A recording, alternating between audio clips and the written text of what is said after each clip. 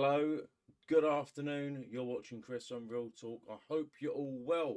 It's been way too long, out of my control, not my fault, but I am still alive. I am still here. There we go. So I've got a few things I want to talk about really. I may be jumping around a little bit because there's a possibility I might have someone in this area up here joining me, depending on who accepts my invitation to have a chat. So there's been quite a lot happening in the UK, and while I'm not talking to anyone at the moment, let me take these headphones off.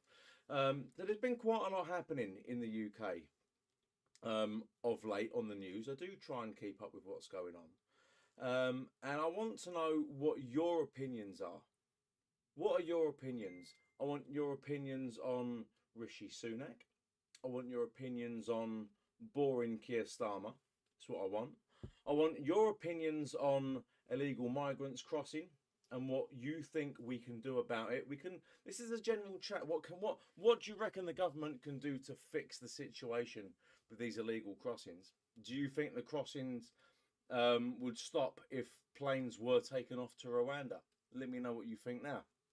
Sam Stephen, good afternoon. Sarah's Random Videos, good afternoon. I do hope you're well. I want to know your opinions on Scove, on Philip Schofield. I have my own views and opinions and theories on what's happening with that. And to be honest with you, I'm not very happy with how that's being dealt with, in all fairness. I think there's a lot of spin. Bobby Swanson, hello. Thank you for joining me. Really appreciate it. My goodness, I've got a load of people messaging me on Facebook. Let me just see what's going on. Let me see what's going on. I've got two messages. Things ain't going through properly. That's really strange. But I want to talk to you about these illegal crossings firstly, because the UK have been giving France millions and millions of pounds or euros, a lot of money, to try and curb these illegal crossings. Put a stop to it, slow it down, prevent it. And the French don't seem to be doing much about it, in my opinion, because it seems to me that since we've been giving the French all this money, it seems to have got worse. My opinion, my opinion means nothing, in all fairness. It's my opinion that's close to me. I believe in my opinion. But it seems to have got worse since we've been giving France loads and loads of money. Isn't that strange? Isn't it also strange that there are businesses going under?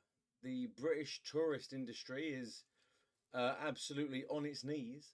Why is that?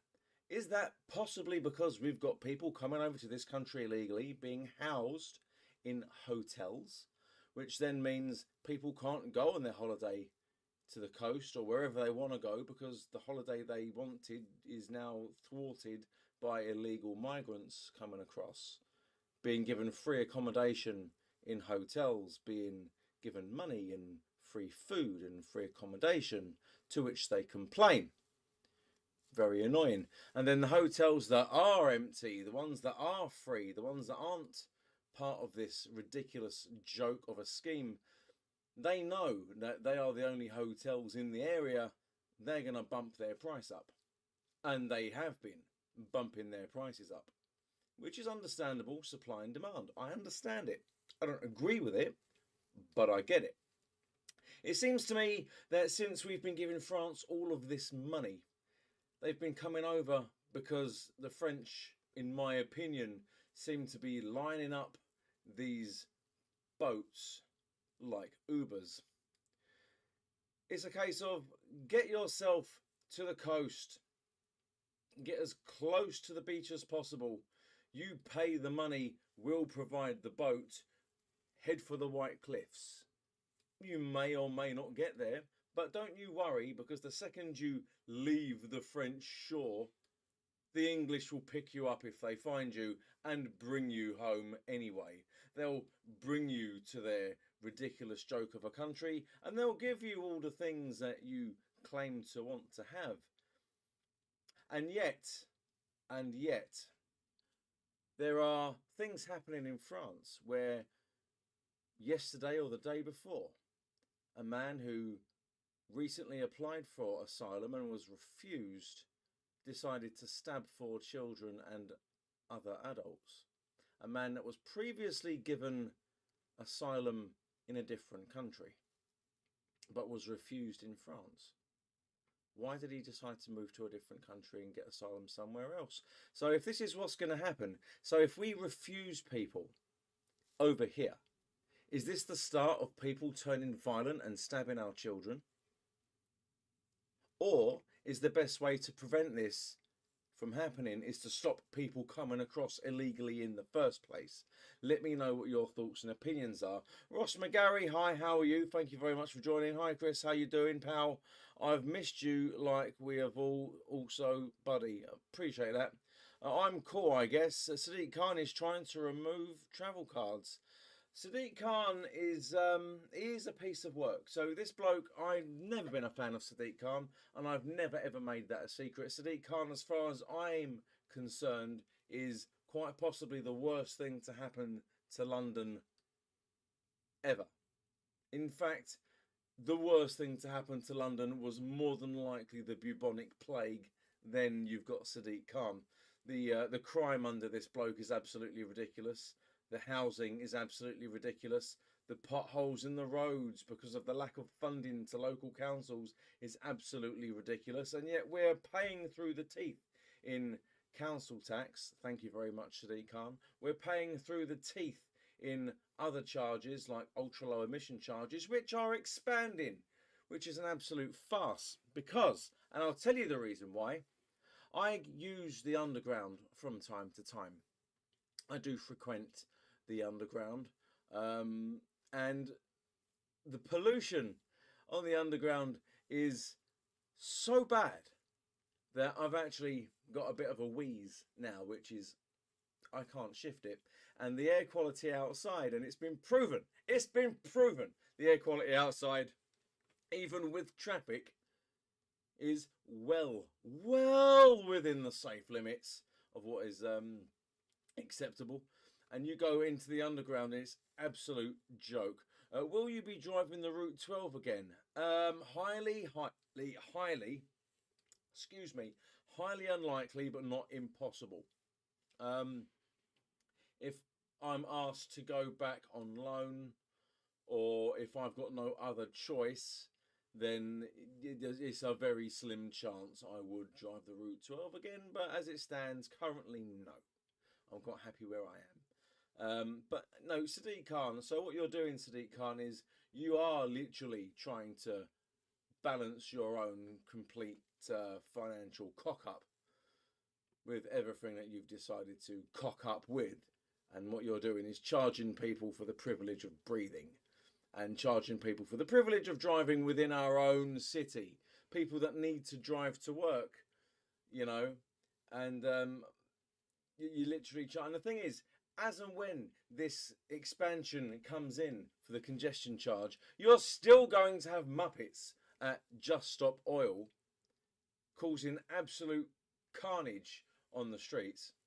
Thank you, Just Stop Oil. You have literally lost my respect because you don't do anything constructively. You do things destructively by destroying famous pieces of artwork or destroying yourselves by gluing yourselves to the floor. Absolute pillocks. Stopping people from getting to work by blocking roads. What you're actually doing is causing more pollution, especially if people have cars that with the engines that don't turn off.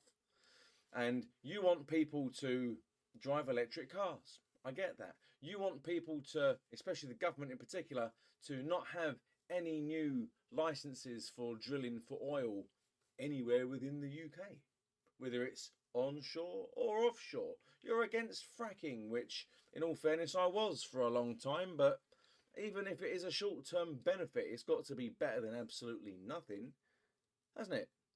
So Just Stop Oil. I will listen to what you have to say. I will take what you say into consideration if you can find me a safe, sustainable, viable alternative to fossil fuels. Just stop oil. Because cars don't run on love.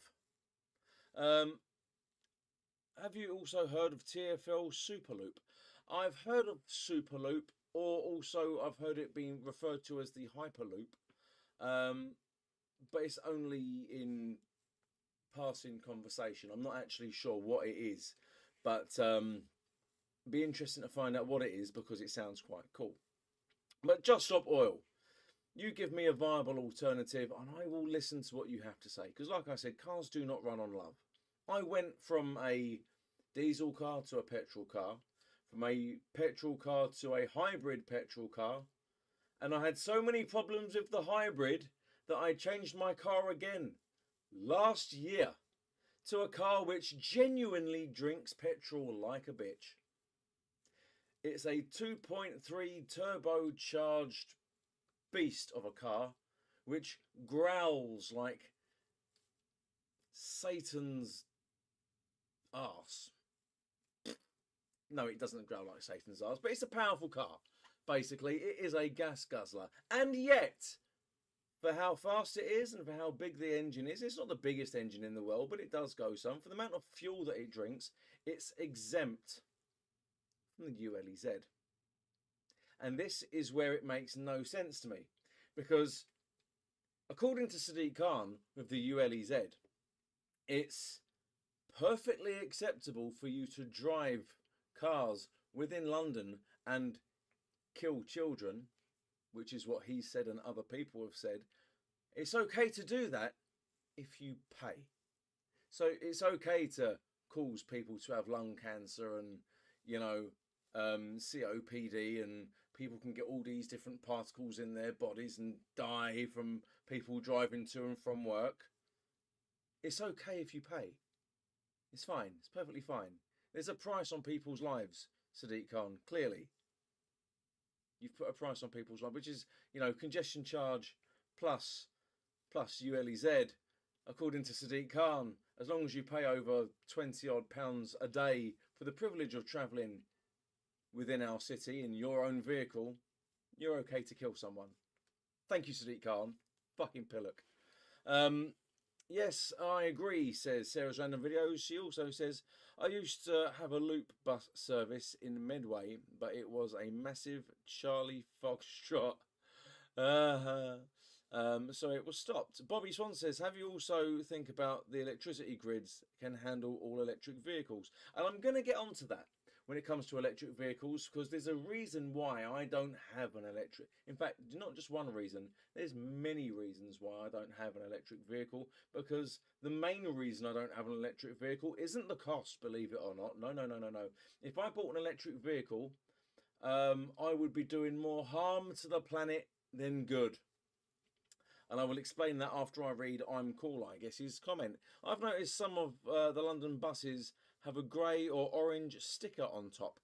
That's to let emergency services know, and it'd be all London buses at this point, that's to let the fire services know what that bus is powered by, whether it's diesel or electric or hybrid, basically. So if the bus is on fire and they can't quite tell what kind of fire it is, because, you know, I'm pretty sure you'd tell if it was an electrical fire or a diesel fire.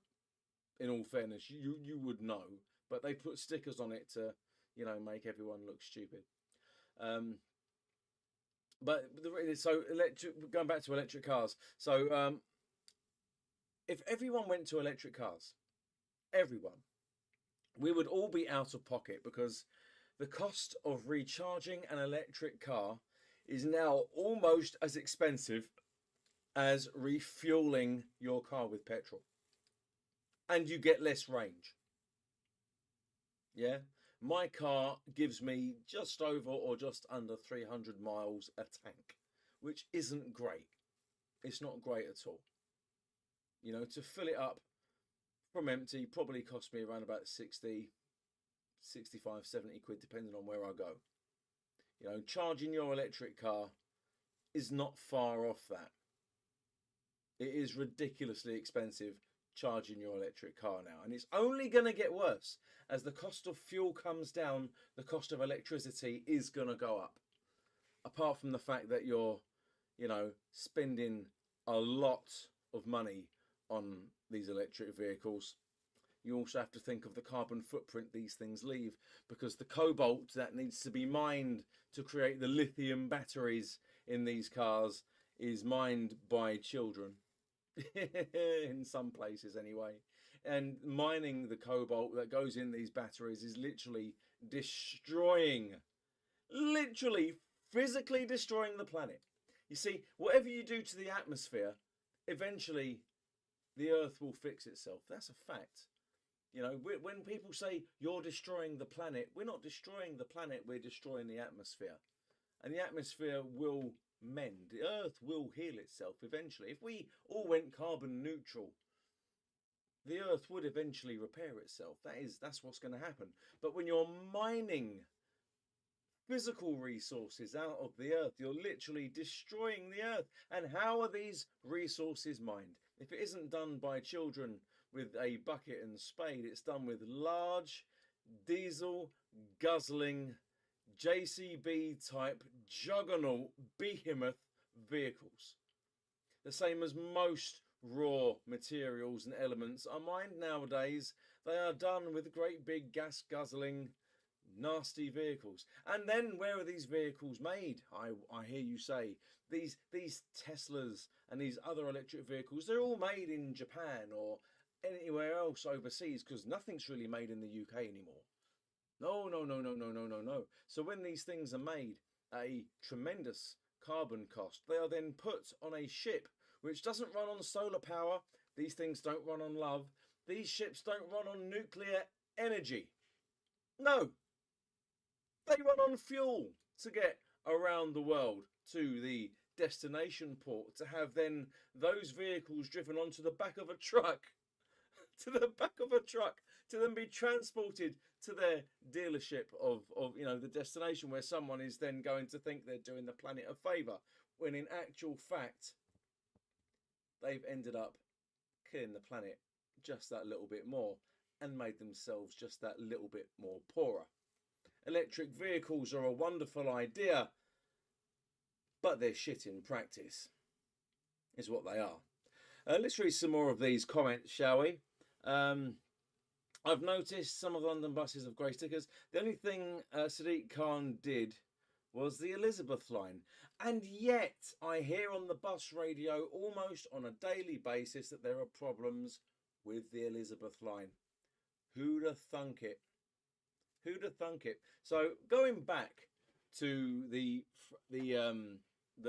French problem, or the problem in France, sorry, not the French problem, the problem in France with illegal migrants coming over from that country. What can we do? What is the solution to illegal migration to the UK? Is it that we put people on barges? Do we send people to Rwanda? What do we do? Personally, what I think we should do is stop giving the French our money. First and foremost, stop paying these people to send people over here. It makes no sense to me to give someone money if they're not going to provide a service. I want a refund. It's my money and your money that's being spent on the French to stop these boats coming across, and they're not delivering, are they? No, of course they're not. So I want a refund. Personally, I think we should get our money back. What can we do? Personally, I think we should get a team of smaller boats, but a lot of them, to patrol the channel, and every time they find one of these dinghies, take them on board and then take them swiftly back to the French coast and literally make them get off. Make them get off. That's as simple as that. Take them back to France. If you want to come to the UK, do it legally. If you need to apply for asylum, do it legally. Seriously, I cannot find anywhere to live I literally live with my mum and dad. There's nothing I can do about that because I can't afford to live anywhere. And yet, and you know, local councils and people will say, oh no, it doesn't happen, it's a myth. People come to this country, apply for asylum, and if they get it, are given somewhere to live. Why is that? There are people coming across now. They are being housed in hotels and however else they're housed. They're given free food, they're given money, free accommodation. But it's not free because you're paying for it and I'm paying for it. There are people being given houses, council houses, not just flats, actual houses. I've seen it. It is true. It does happen and it is very frustrating. You know, I need somewhere for me and my family to live, me and my sons, me and my missus and her 3 daughters.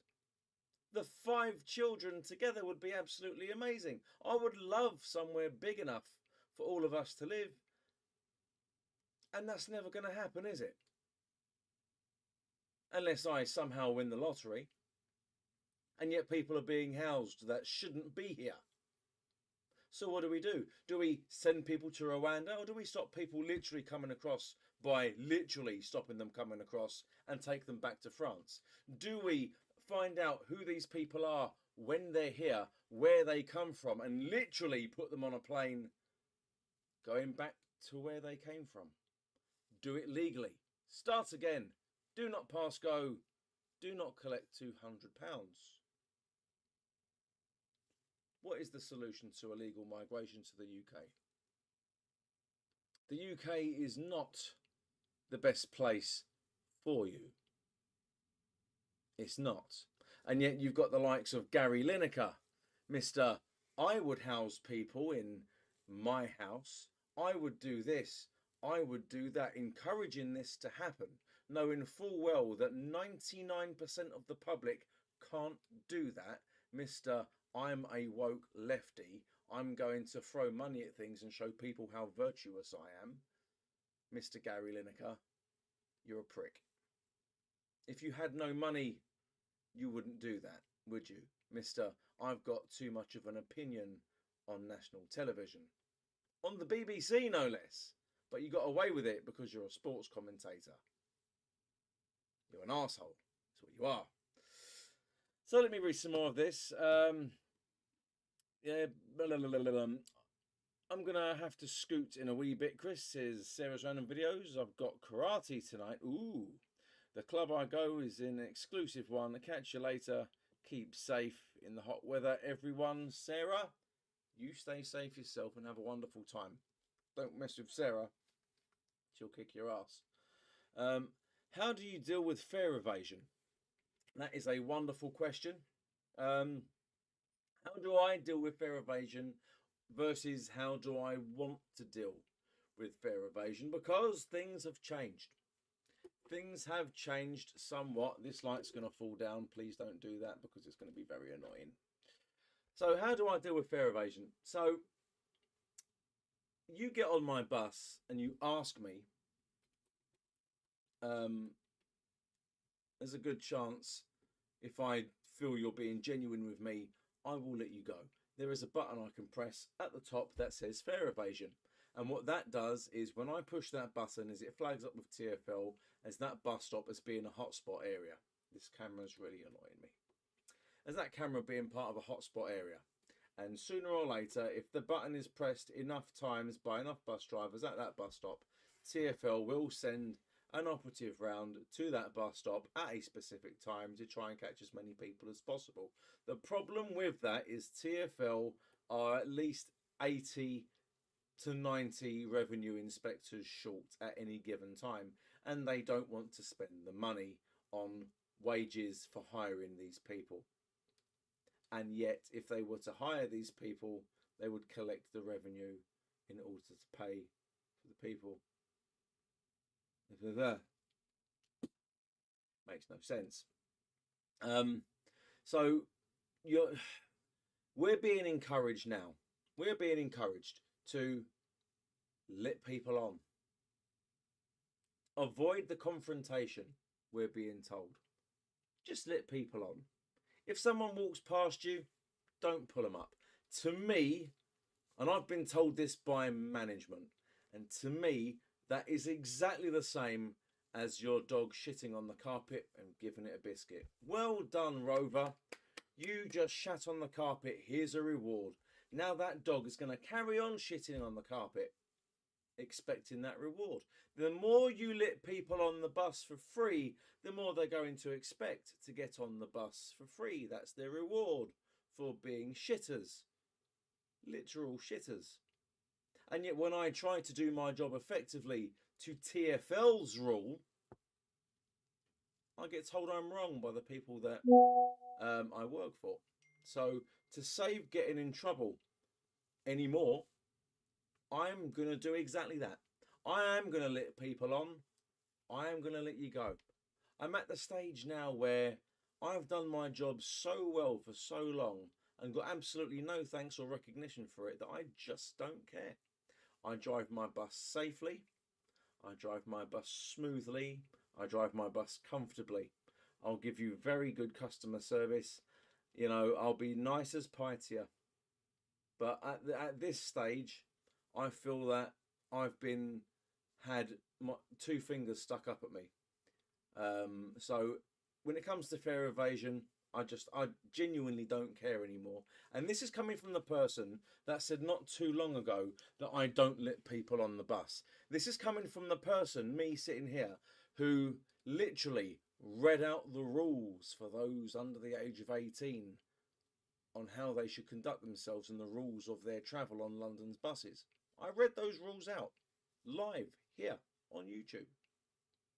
And I just don't care anymore. Lee Jones, how are you? I'm very well. Back to the vehicles, right? I'm a right old dinosaur, says Ross McGarry. As when I worked on the buses, the diesel and petrol was filthy back in my day. It's a lot cleaner now, so I don't think we should be moving away. It's very true. Diesel and petrol engines are very, very, very good. They're very well refined. They're very good. That's how I deal with that. Just my opinion, pal, says Ross. Driving London, evening all. Good evening, Driving London. If anyone hasn't yet subscribed to Driving London, go and subscribe to Driving London. I missed the TfL open back door conductor days on the Route Master. So those old Route Masters, they disappeared. Obviously, because they were a little bit old and a bit long in the tooth, and there were a lot of health and safety concerns with those, with people getting injured jumping on and off the back door. The current Route Masters, the Boris bus, the new Route Master, the NRM or the LT, depending on what you want to call it, they used to have an operative standing at the back of the bus, but believe it or not, they weren't there for collecting fares. They were just there as safety attendants for when the back door was open and the bus was moving, to allow people on and off in a safe manner, and also to allow people to get information if they needed it, because they stood at the back with an iPad which could be charged in the camera, the CCTV hole. There was a USB to charge the iPad in there. But those were gone. They're all gone now, because those were paid for specifically by TfL, not the bus companies. And TfL, as TfL doesn't want to pay any money, so they axe them. In all fairness, putting all the responsibility for the safety of passengers getting on the bus onto the driver. Thank you, Sadiq Khan. But I want to move on to talking about something different now. I want to talk about Philip Schofield. I want to talk about the Scof, and I have to use my words very, very carefully, because I do not want to get myself into trouble. So first and foremost, I want to say to him, how dare you, Phil, compare yourself to Caroline Flack? You are not going to get any sympathy from me by comparing yourself to that woman who tragically took her own life. Trying to play the sympathy card for your own fuck up is getting you absolutely nowhere with me at least. I can't speak for the rest of the nation, but I can give you my opinion. So what I'm going to do now is give you my opinion or my thoughts on what I think the events were, based on what I've seen on TV, based on the news that I've seen and heard, and I'm going to give you my version of events, the way I think things may have happened. Okay? I'm not saying these things definitely happened, it's just my opinion on what I think happened, the way things possibly may have played out according to my noodle. So, in my opinion, Philip Schofield was in contact with this young man from a very young age. There is documented evidence that Philip Schofield was in contact in part or some way with this young man at a very young age. He's contradicted himself on numerous occasions about the stories that he's put forward about how he knows this young man. But I'm going to go with what I think, my opinion. I think he got this young man a job at ITV. I think he befriended him long before he's saying to people he befriended him. I personally think he's known him a lot longer than he's letting on. I think he got this young man the job at ITV.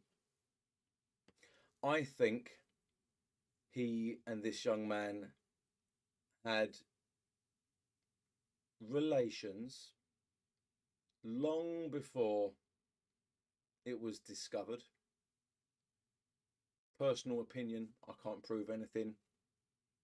You know, it's just what I think. I think he was caught with his pants down, is what I think happened. And the person who I think caught him with his pants down was Eamon Holmes. Because if you look at Eamon Holmes' behaviour, because he's on GB News, if you listen to him, if you look at his body language and his behaviour and his attitude towards Mr. Schofield, it's very smug. Like I told you so. I didn't, you know, whatever. There's just something about it. So I reckon he was caught with his pants down by Eamon Holmes. And Eamon Holmes still hasn't said that yet.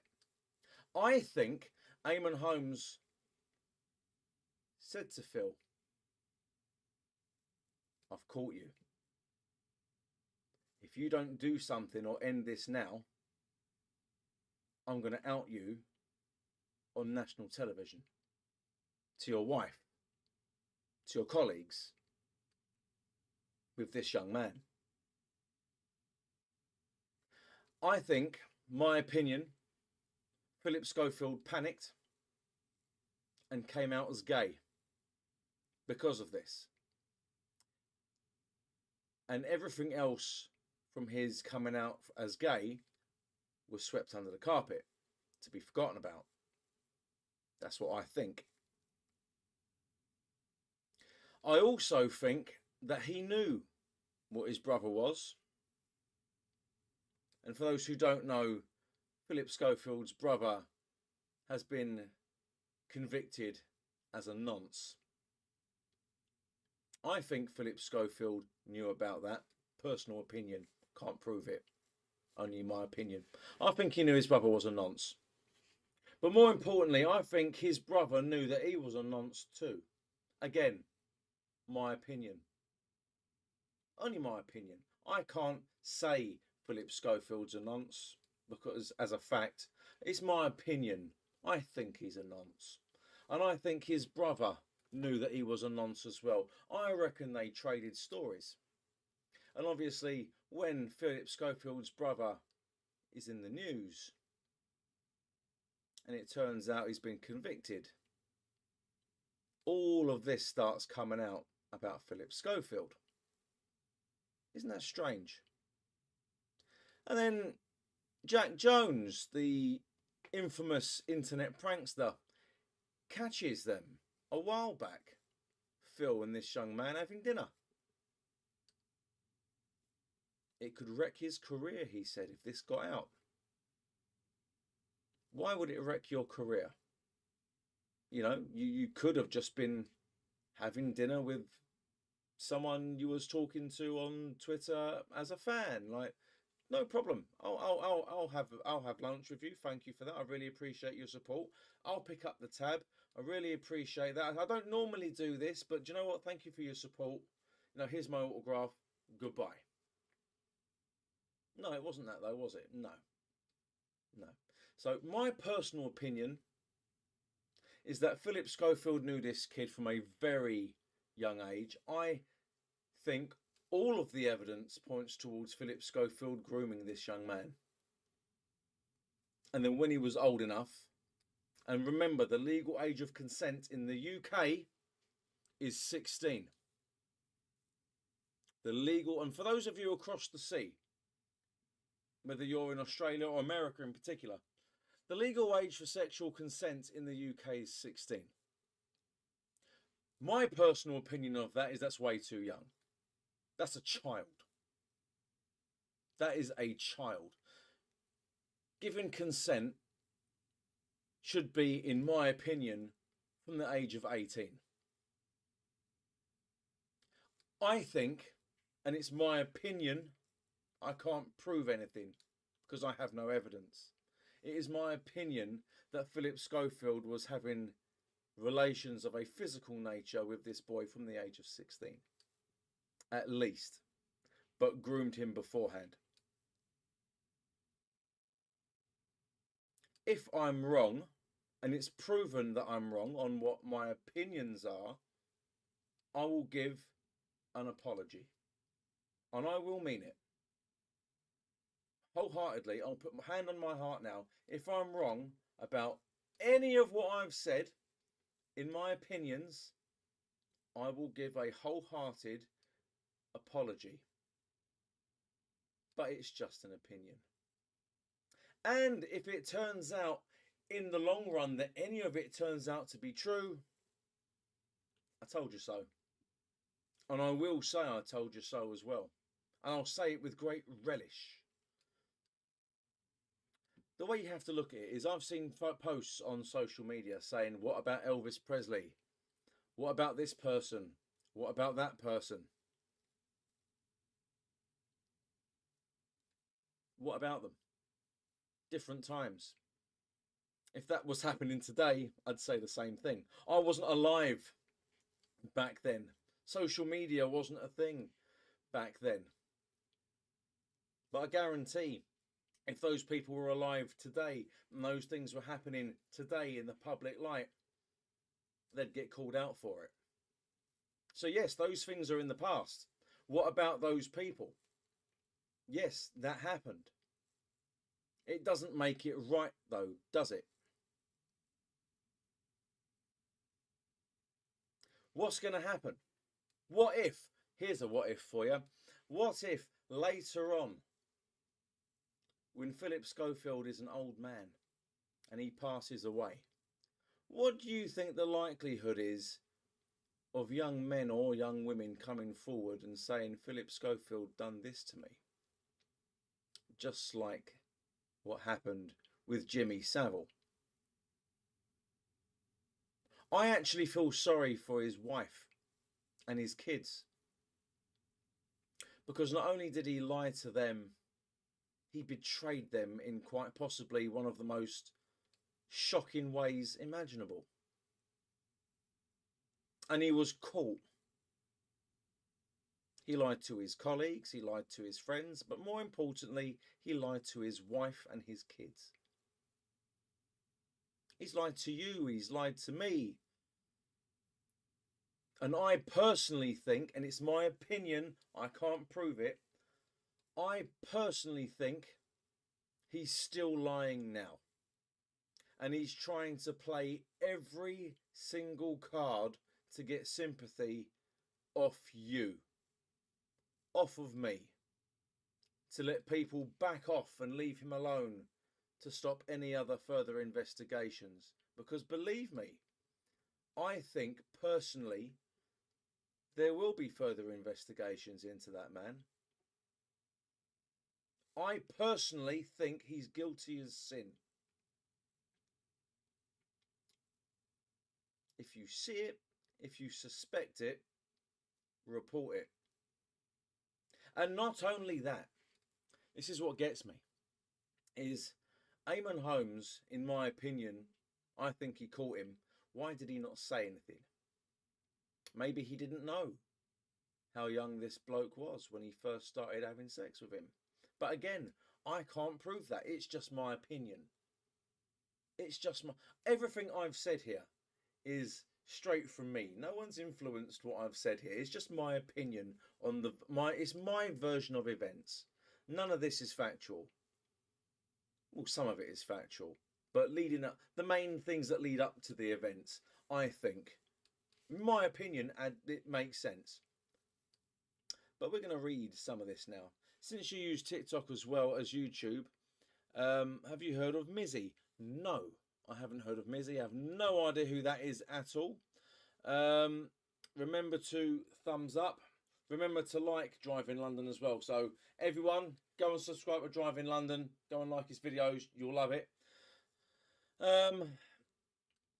But yeah, these are all things that I wanted to talk about today. And quite honestly, I wanted to talk to someone else about this as well. I did put the feelers out there on Facebook for people to join me, because all this video here right now is actually on Zoom. Well, it's not actually specifically through Zoom. I have Zoom running in the background, which can appear here if I click of a button. And I did actually want to have a bit of a conversation with someone verbally, face to face, about most of what I was talking about. But you know what? It's okay. We can do that another time. We can talk about anything and everything sooner or later.